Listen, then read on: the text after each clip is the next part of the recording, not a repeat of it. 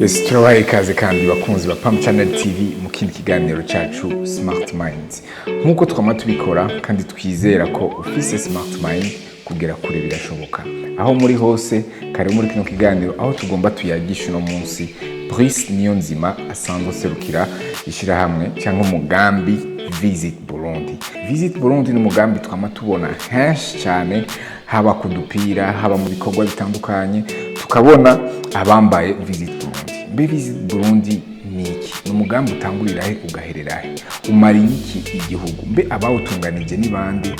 Bawutunganije bisunze iki? Bagamije iki? Nico cyatumye dutumira urongoye uyu mugambi Visit Burundi kugira atuyagire neza na neza Visit Burundi ikora gute. Kaze mu kino kiganiro kugira dutahure byinshi kubijanye n'umugambi Visit Burundi tubifashijemo n'umurongozi wayo Brice Niyonzima. Kaze.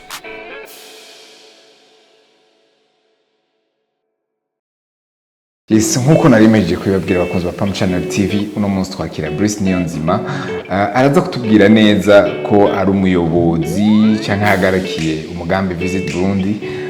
ariko reka mbanze ndamwakire. Karibu Brice. Mwakoze cyane. Umeze neza? Turashima Imana hamwe. Tumeze neza natwe tukaba turyohewe kukwakira muri studio za Pam Channel TV neza na neza mu kiganiro cyacu Smart Minds. Abazi Visit Burundi ubu ni benshi cyane cyane ngaha mu gisagara cya Bujumbura, ariko abatazi uri nyuma ya Visit Burundi nabo nyene ni benshi. Brice Niyonzima ninde? Brice Niyonzima ni umujene w'umurundi akunda Burundi,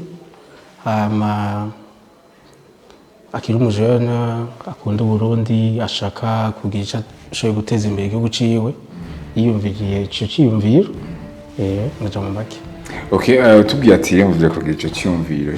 cyabajemo gute n'amashure mwize ya tourisme canke gutunganya imigambi n'ivyo mwize cyabajemo gute cyumviro? Je nibaza ko kuva kera namye nifuza kugira ico ashoboye gukora kugira ashoboye gufasha igihugu ciwanje. Kurya abantu kenshi bavuga bakavuga dream kavuga ati shaka kugira ico mpinduye ku isi. So je nzi yuko ari ikintu ngiza gukora kugira ashoboye guterera muri development y'igihugu ciwacu kugira duhindure isura y'igihugu ciwacu. Nari ko nzobikora nko mu myaka nka 20 bazi gushikana nka 30 40 vyitwa ko mfise experience n'ibiya mugabo camvuga ati no reka tukore ubunye bigishoboka hama tubikore tugerageze. Uvuze ati 30 ans 40 ans hari abantu bace batigira amatsiko ati none umujene yatanguye umugambi ryara afise imyaka ingahe? Nibaza ko nari mfise imyaka 24. Ku myaka 24 muri umugambi witwa Visit Burundi. Mugitangura kwiyumvira mwiyumvira gute, mwabona mushaka kushikana he, mwashaka guhindura iki mbikiye umugambi Visit Burundi? Premièrement nibaza ko icane sinzi ngene kivuga nuko mu gihugu cyacu hariho ibibazo za chômage kwa jeune. Premièrement na jeune pour un moment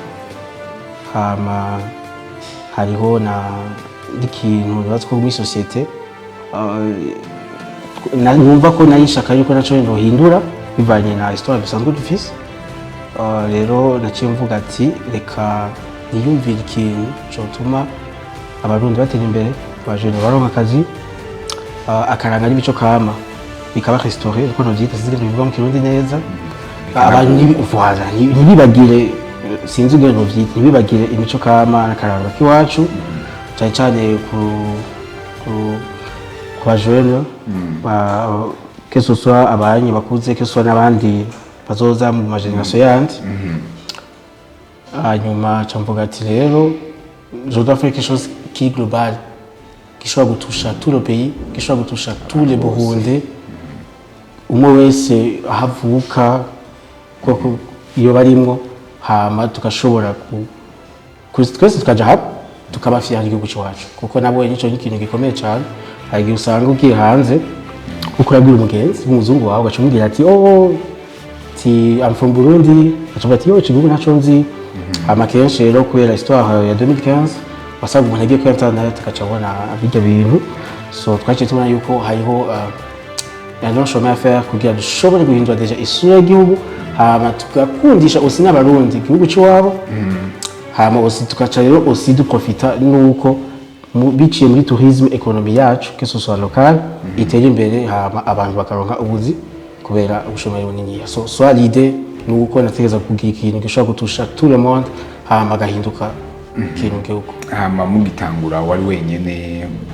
warafatanya n'abantu nkuko bivuze ko washatse gutanga ubuzi ku Burundi urwaruka byagenze gute warabishitse ko mugitangura bo ego icyumviro nakigize ariko nari nzi yuko ataziruka ishoborana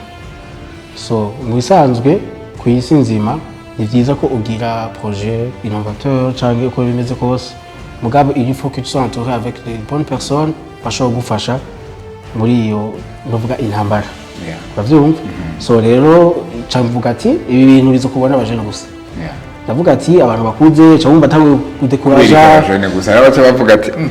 none abakuze ko aribo bazi bafise ubumenyi bwinshi bazi nyene bikogwa abajene baca babikora gute n'abakuze ndabizako kuko ndi umuntu wa mbere akunda kuvuga yuko ntazi byose ndi umuntu akunda kuapprendre toujours akunda kwiga mpuye n'umuntu umuntu ari sage ndicara ngaho nkamwumvigiza bishoboka nkamubaza ibibazo nyemereye nkamubaho uko binashoboka mbwira ati jewe nshaka kumenya ikintu iki gushika abana bavuga ati uyu muntu kweri ndabona ko abikeneye arafise ishaka ryo kumva hama rero ndabwira abajene benshi turaja hamwe turavyiyumvira turatangura benshi ni kuvuga nk'abangana ubusanzwe hariho groupe twari duhuriyemo iyo groupe rero yarimo abajene bashika 100 bavyumva bamwe ndababwira turaza turahura ahantu turagira atelier ahantu mu karesitora kari kinyegeje ahantu quelque part kubera nta mwana yose gukota n'umugenzi yanyemereye ndagira muri restaurant iwabo ndasigura umugambi hama ndabwira bamwe abashaka tujane abadashaka naho nyene nta kibazo aba bari bashatse bariyandika hama rero tangurira ngaho en fait muri neza na neza umugambi Visit Burundi watanguriye kwishaka ryawo biciye muri groupe ya WhatsApp y'abanijana cyane gose ni groupe tanguriye muri abanijana ubu nibaza ko bashika nk'amajana 3 cyangwa amajana 4 yego so urumva bizirukanye nk'abamamba hama ico gihe ntiyari Visit Burundi hebwabe Visit Burundi hariho rya entreprise privée na licence office hanyuma Felix hama bayita Felix members Phoenix members kibashatse gusohoka igihugu bacawe kuri Phoenix hanyuma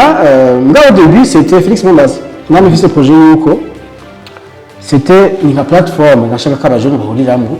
uronse nk'ikintu wacuruka muri groupe ati umuntu afise tari nini arondega ama opportunity voilà au début c'est ça wumva namuze ati n'ubundi kuva kana nishaka yuko abajene baronka opportunity nanje numvise ati hari umuntu akeneye aba hotels hari umuntu akeneye umudije hari umuntu akeneye umuntu afirma voilà nachamika muri groupe si une personne qui est intéressée ou bien ari habilité ni yandiki akarongo ego hama rero cha turagiya ndibuka yuko twavuze yuko teza gufeta bonane ensemble bonane yajyanye bonane ya 2020 mugabe irateba hama turavyumvikana tuvuga ko iba muri avril rero bari muri avril bariyandika benshi haraza n'abataje aba Felix members urumva mugato wonyine haje abantu benshi ko twatuze turaba bus 3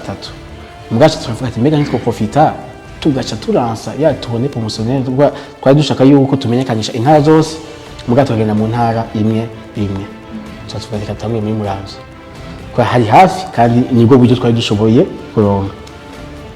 hanyuma bice bitangura koronye cha turagira deja ndibuka hariko Visit Burundi nyuma Phoenix imbere ku my image ya mbere du tout de début niko navyita yego tugarutse ngaho kuri Phoenix nantuze na Visit Burundi mugitangura wari urongoye ishirahamwe bavuga gute agence de voyage Phoenix Travel Agency mu nyuma uriko urabirondera uriko ndagira ama research ubona umengo Visit Burundi yavukiye muri Phoenix Travel Agency mbe nivyo je nibaza ko ikibazo suko yavukiyemo ikibazo nuko tutari bwabone inzira yo kubikoreramo yo gucamo ko turi igihugu gifite amategeko ushobora gukora ivyo ushaka kandi bitusha image y'igihugu. So nibaza ko au début rero twavuze tukatubikora muri Phoenix hama entre twatarondera ikungeneye ego. Hama rero murabonye ingene mushobora kubikora Visit Burundi, abantu urwaruka barabikunze, muratanguye gukora nizahe canke mwoba mwararonse gushigikirwa bivanye nuko mwari muzanye icyumviro kigira kiduza ishusho y'igihugu, hoba harabayeho gushigikirwa mu buryo ubu canke buriya? Ego nibaza ko habaye uburyo kuko cyane cyane buri administratif ni ikintu je nibaza ko nashimira ico gihe waratwara ministère ya commerce n'utwara ministère intérieur baradushigikiye ku ma autorisation twe dukeneye ibintu byo kuduga kubera hari iyo duganye nk'amabisi 3 canke 4 hagiye mu guverinoma ashobora ati muranteye abantu bande nta kimwe narinzi urumva umuntu ntiboza mu rwego rw'urubanza mu rwego rw'ibatavyazi. So nibaza yuko twagenda twitwaje imusha hamwe bikaje niko tworohera mugabo ntihabura n'intamba kandi zo nizo zishe unashima mugabo nibaza ko hari abantu babitahuye cyane cyane abajene hariho ama entreprise privée yadushigikiye tout au début sinzofa ndavyibagiye kandi n'ubu amwe tukiri kumwe ego kandi hazogeraho nawe twashimira. Aho rero shatse murashigikiwe muraronse facilement uburyo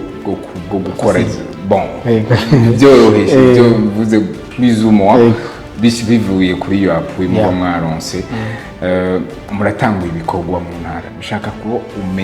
tumenya neza na neza icyo Visit Burundi yakishinga nk'ikintu nka activité principale mugomba gukora, kuko uno munsi ari nk'umuntu ashobora kuba bibonera kuri social media cyane akabona udupira mwasohotse mwagiye mu ntara izi cyangwa ziriya, eske bigarukira ngaho cyangwa hariho ibindi bikorwa birenza ayo mafoto meza tuba turiko turabona? Okay, urakoze kuba ico kibazo kandi kugira bibe vyiza reka mbaze kwanza ngiye introduction ya Visit Burundi. Visit Burundi tukavuga mu gifaransa kubera mu kirundi vyongora kubisigura neza. Ni agence ya promotion et développement du tourisme ikaba aussi na bureau de tourisme, voilà majambo make nico comme ça umuntu yumvise carico aca tahura exactement ego de promotion et développement du tourisme mu Burundi même à l'étranger mugabo mu Burundi. Voilà muca mubikora gute rero ko arashobora kuba ari umujene cyangwa undi murundi ariko aratwumviriza akunda la promotion ya tourisme mu gihugu cyangwa mu ntara yiwe, ashobora kuvuga ati je ndashaka ko abantu dufise bafise igikorwa kijanye na passion yanje mukora gute kugira yumve ko yamuhaye gukorana namwe cyangwa arashobora kubitura kugira anagura ubumenyi bwiwe muri ivyo bintu abakunda? Okay, boje nibaza yuko igikenewe cyane nuko abantu bateze gutangura yuko twedeja nk'ubunye twatanguye ku kintu cyitwa promotion ya tourisme interne, tourisme intérieur. Isigura iki? Twasanze yuko abarundi ntibafise culture yo gutembera igihugu cy'iwabo. Turatahura yuko dutegereza ko bishoboka byose kugira n'abarundi parce que ntushobora kubwira mu étranger ingutembera n'umurundi atahazi. Tu vois? Kandi babiza abarundi benshi nabonye baratembera hanze baragenda kwiga, baragenda kwimigra, baragenda mu bintu byinshi no mu kazi. Mugabo ashitse hariya baramubaza ikibazo, ni igiki ciza kiri mu Burundi? Atari icyatsi birahari hariho Tanganyika mugabo nuko rutabaye bimenyereye hari igihe nico kitakuzamo mu mutwe ubwo nyene. Umva bisaba yuko deja habaho ikintu cyitwa structure yo kwigisha abantu umva hariho promouvoir mugabo hariho na sensibilisation na diffusion bavyumva. So twabonye yuko rero au début même si twogera gukora ibindi bintu byose tukabikora kuko abo n'abandi bantu biyumviye gukora ibintu byo promoting Burundi mugabo kenshi ushobona barabihevye canke baradecourage canke barabuze uburyo butandukanye. Ndibuka la même période muri 2015 harabayeho ama activité menshi ama organisation menshi yabaye lancé yo kumenyekanisha Burundi no kwiza bw'igihugu, ariko uno munsi menshi ntiyanakikora tubona gusa Visit Burundi. Bo baje hanye abo je nibaza ko batera intege mugana nabonye igituma kiye gihe pezese zabigoye nico nyene hari habuze l'identification siko l'identification kuko identification y'ikibazo canke ibibazo byo birahari mugabo identification kuvuga kujya umuntu agiye Dubai habaho Visit Dubai agiye mu Rwanda agiye muri Zanzibar agiye Qatar siko bavyumva nivyo bituma kuko abantu benshi muzorabe ibihugu bijya bindi bihugu byarakoresheje ajya ama marque comme une arme géopolitique abanzi abatawuzi ko ndavuga bo baraza kwitahura kugira bashobore kwerekana kuko muri Qatar birazwi yuko peut-être umugore atemewe gutwara imodoka birazi ko umugore atakora ibi nibi umugabo atari kumwe mugabo kugira batuma abantu baza bategeza kuguma bagira ikintu cyitwa marketing aggressive kugira ngo babone Visit Qatar so muri ico gihe munabwo bibona azovuga ati kagende kuraba muri Qatar biriya cyako compliment no namwe bwe n'icyo mukomakora twe twari dushanze cyane au début n'ubu kandi ibyo turimo kubanza kuhodoha l'image du pays mugabo aussi gusensibiliser au public audience yo ngaha mu Burundi local yo babanze bamenye yuko bafise igihugu ciza igihugu nyabagendwa qui regorge beaucoup de potentialités même touristiques culturelles n'izindi zose murabikoze murabonye muratanga uyu mugambi feedback kuri iyo public nko kwigisha abarundi kumenya intara z'igihugu feedback yabaye yahe nk'ubu kuri visite ya mbere voyage ya mbere mwagize Visit Burundi c'était quoi l'impression byari bimeze gute jewe novuga ko feedback yarabaye nziza parce que twabise abantu benshi muri Australie muri Canada muri Belgique partout cyane hari abarundi la diaspora burundaise bavuze ati wow ibintu twari tuzi twari twiteze abajeune bari ngaho benshi bakabona sourire parce que abazungu bazi babanu babaraba abantu nyene baba mutuzi twabibona niyo image bafise de l'Afrique bazi ko turi abasauvage bazi ko turi mu mashamba mugandi bazi here ma l'autre image du Burundi so rero nibaza ko bateye intege baravuga ati kuri ibishoboka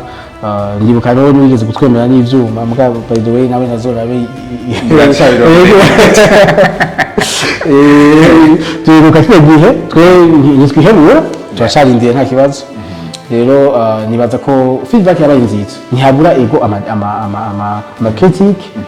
mugabo twebwe ivyo twavyakiriye uko vyari bimeze kose kandi n'ivyo nkeka bizokwama bituma dushobora gukora ibirusha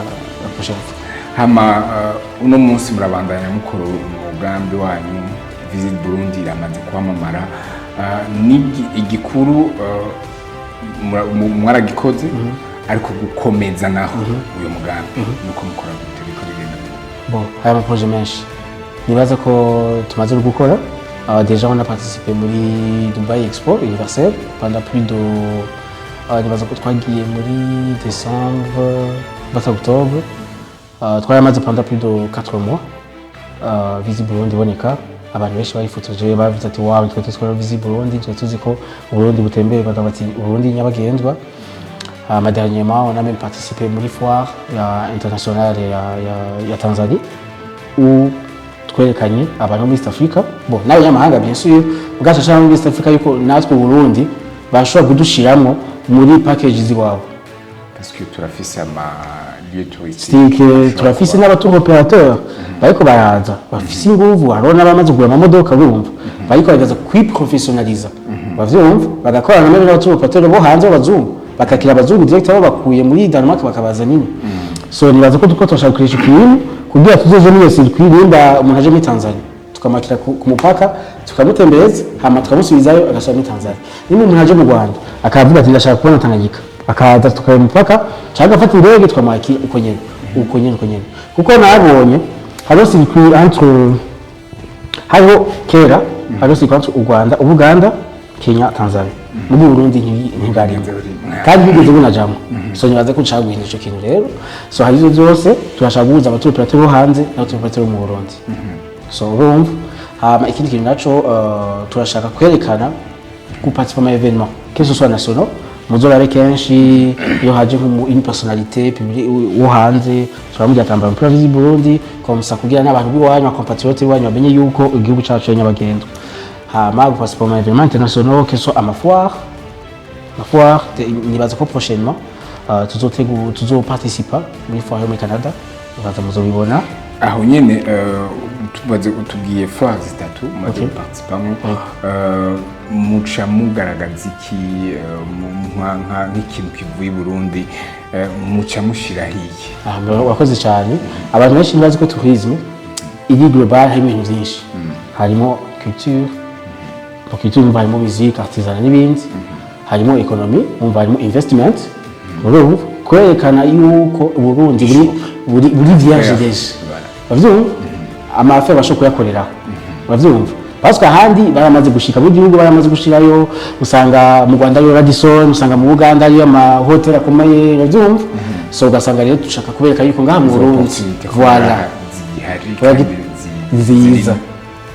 zishobora no kuzana amahera umuntu yinvestije hakiri kare bavyumva so umva du promotinga la culture izana l'investment l'investissement n'ibindi byose duma ikintu cyose cyerekana u Burundi turacerekana hama muri kazoza mushaka gushikana he uno mugambi wanyu ya Visit Burundi jewe icyo nifuza ku mutima nuko u Burundi biciye muri tourisme pana Visit Burundi biciye muri tourisme u Burundi butera imbere bizigura iki umujene azoba yavuye mu Bushinwa muri Rusi muri Turki ajino ntabura akazi yabuze akazi abo ba touriste babaye afri nyinshi aba touriste abaje ntibazobura akazi azofuma twari imodoka azofuma bamu interprete azofuma ko mu hotel ko mu hotel usanga akoresha abantu bake kubera iki ntabakiriya so afuka abantu benshi batabuye yuko niba investisa muri tourisme niba atabura tourisme bagashaka kuyishiramo priority tourisme yo mu Burundi ngenda kubwije ukuri ngiye hanze abantu babonye amafoto ntibavyemera jeje mu dikwe nkari n'abarundi babonye amafoto yo ngaha amafoto ayahe abantu wawe ushobora kuba wereka ibibanzi biyo ushobora kuba warerekanye mu gihugu hanze mu makungu bavuga ati wow yantangure kwijeho hari ifoto nabonye ya eglise yubatse nka chateau zo mu Bwongereza iri mu Ramvye sinzi ko abantu hazi narahabonye sinavyemeye kari mu Burundi navuze ati no aho nigeza kwaje amafoto baranyeretse nibaza ko ari n'abajene bagiye kwatemba bati kuri Bruce mugerageza ahantu habe amasi touristique hitwa mu gihe Rusere imuramvye nukuri ni heza hari amashato amwe tubona amafilme y'abanyamerika y'abongereza ya kera rero nibaza ko hari ibintu byinshi dufise hari ibikoko abantu benshi batazi ko dufise hari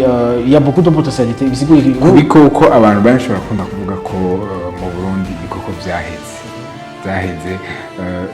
muri ibyo bikoko uvuze kugira bagire aspect ko n'ibikoko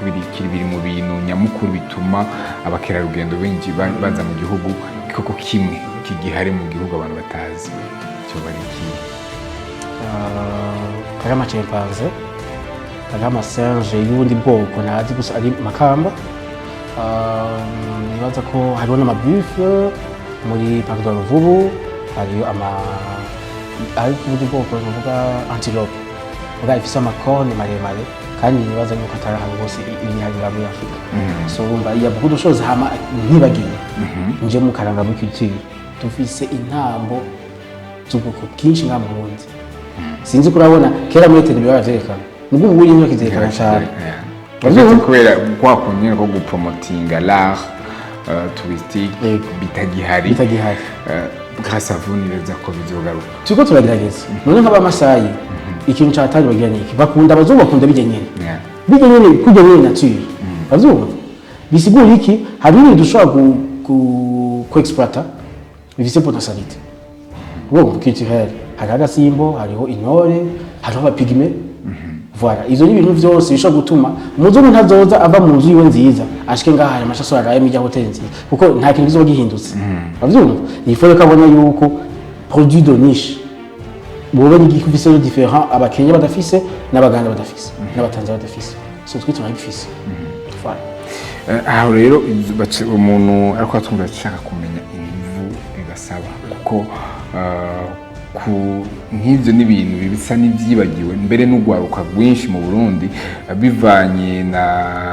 n'ibyo nimbonesha kuri ibyo twagumye turaha harageze igihe twibagira ubwo bwiza twari dufise. Inguvu mukoresha nizahe zingana gute? Eski yo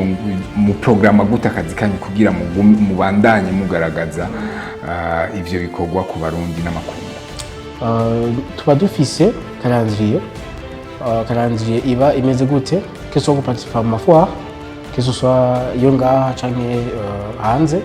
Hama tuba dufise aussi hari ikintu dufise abantu benshi batazi kwa accompagner les acteurs bari muri secteur ya tourisme. So it means kenshi nk'ubunye turiko turagira ce qu'on appelle inventaire y'ama restaurant aba potentiel touriste bashobora kuza gutembera mu gihe baje mu Burundi. So hari igihe kenshi umuntu ataba afise une idée y'ivyo bintu, usanga yandikiye umuntu bazinanye mbega mu Burundi ugenda kurya hehe. Hariho umuntu ushobora kuvuga ati mbega mu Burundi ugenda kurara hehe. Petese benshi bazi nk'izi hotel usanga zikomakomeye zifise n'amasite web mugana nazo kuganira ziko sitari nka zitanu siko n'izifise amasite nyinshi n'iziri actualize. Merci beaucoup. Bakoze cyane umva ibyo byose ni ibintu byose tutegeza kubasigurira hama twegeza proposer des solutions. So it means déjà tuko twategura na site web où tuko twagira ama inventaire y'ibintu byose que ce soit ama site touristique, que ce soit ama attraction touristique ou bien culturel où tuzosanga bajya abantu tukarimena kubwira gusensibiliser la diffusion. Urumva niho byose biguma bihagarara parce que umuntu il faut kazomenya ati inje mu Burundi kuri aeroport nzori havize hama nzogenda kurara ngaha ushaka kwideplacer nzokoresha wasiri cyangwa taxi minute bavyumva siko urumva il faut ko umuntu abari izo service zose voilà ninagwara ndaye kuri Royal Pad ushobora kwivuza he kuri hopital hafi ni dufata kira Bumereg. Voilà. Tu vois? Nina shaka kubika amadolari yanje menshi shaka kuza kuinvestisha cyangwa kuza gupasa nk'ukwezi. Uzayabika kuri banko canke kuri Finbank. Voilà, ivyo vyose ni ibintu tegerezwa gufata tukitondera tukabironka tukaronka information. Hari abemera kubiduha, hari abandi batarabitahura, umva ni ivyo. So ya beaucoup d'autres travaux guteza gukora kugira ushobora gushika kuri yo level ubu aho uzobwira umuntu Visit Burundi azokwandika kuri Google papa acabona amafoto meza amahoteli amarestaurant voilà. Urakoze cyane Brice. Alors Brice ku byo mutubwiye byose hari umuntu acashaka kumenya icyumviro cyaje gute ni igiki cyatumye uvuga ati ifoko mpagurukira ishusho y'igihugu cyaje gute hari ryari? Eka ndabisigure muri faze zibiri. Iya mbere ni mu gihe nayumvuye kwiga hafi hama ndaza ndashika nari nzi yuko nzoshika ndoka akazi ibintu bizogenda neza atakibazo hama shitse nabona realite maze kubona realite mugabo nari naratembereye mu bigo byo hafi hama ndabona ingene bobo bakora ikintu ca tourisme bagitahuye uko nabivuze n'ubwa mbere nari nzi ko nzobikora fixe 40 ans 30 ans 50 namaze kuronka sagesse namaze kuronka experience imwe iteye ubwoba rero ca ndavuga ati ntabuye gukora umunsi ngenda muri bari bantumiye ko mu kazi muri Dubai namaze kugura Phoenix Travel Agency. C'était à propos du tourisme médical. Nari ngiye muri formation il y a 3 jours bari badiye byose urashimye mais j'ai aimé ukungene biri bien organisé kuva ko aéroport gushika muri hotel ça m'a un peu touché. Hanyuma shitseyo ndabona yuko abantu benshi deja baza Burundi. Nous étions twari abanyafrika bane umu Camerounaise umu Zimbabwean no muri Nigeria hamwe n'umu DJ. Je abantu nyene abanyafrika bo barabitahura ngabandi bo ntibari bazi Burundi ivyo bivyo. Hama maze kubona ico onye ndabona yuko vraiment turi inyuma mu bintu vyekeye promotion de l'image du pays. Hama ibintu nakubwira umuntu agiye kuri Google aca kubwira ati there is a war ya une guerre alors que wewe ubwo Burundi ubaye mu siyo guerre kuko yarengana cyane uri mu mahoro uragenda urasohoka uratembera niho naciye mbona yuko rero yuko harasabwa yuko natwiga abarundi tuhaguruka hama tukaja hamwe hama tugashobora tukavuga ati no notre pays c'est ça c'est ça c'est ça hama igisura igahinduka je nibaza yuko vraiment ego iyindi faze ya kabiri ni hahandi usanga abantu bashoboye guprofita le potentiel yiwanyu. Alors bisigura iki? Umuntu arashobora kuza akavuga ati igihugu cyacu ni cyiza hari ibintu n'ibi ati mugabo c'est dufate par exemple c'est à 30 minutes du lac Tanganyika. So umaze kumva ibintu nk'ivyo wonye uravuga ati oh none ko lac Tanganyika itari mu buce wanyu iri mu buce wacu kubera iki uvuga ucyo wonye. Hama we twaganira nk'abantu bakutse agacambira ati mwebwe ntimbuze kwigurisha niyo ndifo mufise werazi ko lac Tanganyika iri wawe yavuga ko Tanganyika iri wawe kandi n'ivyo lac Tanganyika ibira 30 minutes y'ico gihugu urumva niho naciye mvuga oh kabundi rero kugira tukure abantu igihugu ikiye hari ibintu byinshi hari ibintu byinshi duhari rero biragoye siko niho naciye mpahura ko hariho Tanzania hariho Congo hariho Rwanda hariho Uganda zose bisa nk'uko tuyegeranye rero kandi bose bafise amalaki hariho abafise la Victoria lac Tanganyika lac Kivu lac Rwego n'izindi mugabo naciye mpahura yuko kubera iki twe dufise lac Tanganyika mugabo tutabona réellement ico ishobora kuvyura ico ishobora kuzana parce que umuntu amuraba abantu muri Seychelles baragenda yisukwa ry'ama plage yera asa neza siko ili Maurice bavyumva hariho nk'abantu bazi ko Miami Beach uvuze Miami Beach voilà abantu kuvuga badandaje image ya Miami Beach hari umuntu ashobora kuva mu yindi eta ya kure agafata indege muri Etazi nyene atagera ku gihugu muri Etazi nyene agiye muri Miami Beach kuri ibintu yabonye tu vois et c'est là où j'ai compris alors la valeur ya marketing na promotion ya image y'igihugu bitanguriraho hama ikindi kintu naco hariho kije gihe nibaza ko hariho nko bivuze hariho influence wacu usanga nkuko bivuze wo mu gihugu mugabo ukabona aya mamezi yo hanze avuga ibindi atari byo mugabo après na yindi déclic nabonye umunsi mbona hariya muri Dubai hariho indi fois ya tourisme Pakistan Syrie bana bari gukora promoting y'icyo wabo akivuga ati none twe turi muri gogo nko bijyanye siko igihugu cyacu ubona amahoro yego hari ibintu byabaye ngo igihugu cyacu n'amahoro umuntu aragenda umuntu akavyara agatembera akagira ivyo ashaka akiga mu mahoro so turindira iki kandi nta wundi muntu azogenda kubikora atari twebwe kisore mie place none cyo mugati reka rero tubikora even if tazokoroha reka tubikora Merci beaucoup Brice tubwiye ibintu by'inkoramutima gora mu ntango gushika no munsi reka tuje mu kigabane cya nyuma cya kino kiganiro cacu aho ari kigabane cya fire questions aho tukubaza ibibazo bibiri ukatwishura utarinze gusigura ikibazo ca mbere ni iki gikurikira Brice aharanira iki mu buzima bwiwe mparanira liberté ndaharanira gukora cyane ndaharanira aussi n'iterambere ry'igihugu cyacu yakoze kubwawe nibihe bintu bitatu umujene w'umurundi akwiye guharanira icambere na mbere ukwizera muri we ukwizera muri projet yiwe parce que abantu benshi barabadikohaje iyo ugiye kuvuga projet bavuga ati no barayikoze n'abandi byarabananiye wowe no kwizera muri wewe hama akabaho na consistance bavyumva malgré ko ibintu bigoranye bandanya ukora bavyumva na bandone jamais bavyumva il faut avoir une mentalité hama ikindi naco kubasage shatse kuvuga iki kwegera abakuru kwegera abandi babikoze kubabaza mbega bimeze gute no guhura n'izingora. Merci beaucoup, la sagesse naibonye no muri wewe uri tellement sage un jeune ni myaka yawe c'est sage comme ça si bya bose muri Pam Channel tubifurije kubandanya mutera imbere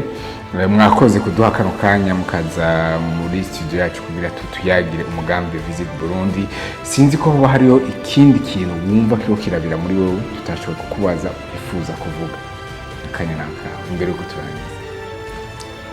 Ico novuga ni kimwe, mpamagarira abarundi bose gukunda igihugu cy'iwabo, kwitangira igihugu cy'iwabo, nka kurya bavuga ati ntamba mu rugamba, ntibatinye, bamenye yuko umunsi umwe Uburundi nabwo nyene buzotera imbere ku rwego rw'ibindi bihugu, ibendera ryacu riduge. Yego. Merci beaucoup. Tubandane tubifuriza iterambere, ivyo ubona ku gihugu bizokubeko nawe kuko nkuko babivuga igihe cyose utangiye guharanira inyungu ya benshi iheze nawe ikakugarukako. Urakoze cyane Boyce, nitwasubira kubakorako kandi uzotwitana ukuri ashaka zoza. Merci beaucoup. Urakoze cyane. Akazi keza muri Visit. Murakoze cyane namwe. Merci beaucoup. Merci. Murakoze namwe bakunzi ba Pam Channel TV, muri mvise umusore Boyce Niyonzima aho yatanguye niyo ariko araja, nifuza ko namwe bakunzi ba Smart Mind mubona namwe neza iyo mugeze niyo muriko muraja kugira Uburundi bweje buzotubere bwiza twese. Dusubire kandi mu ndwi iza mu kiganiro nk'iki nyene kuri Pam Channel TV. Kumana natwe.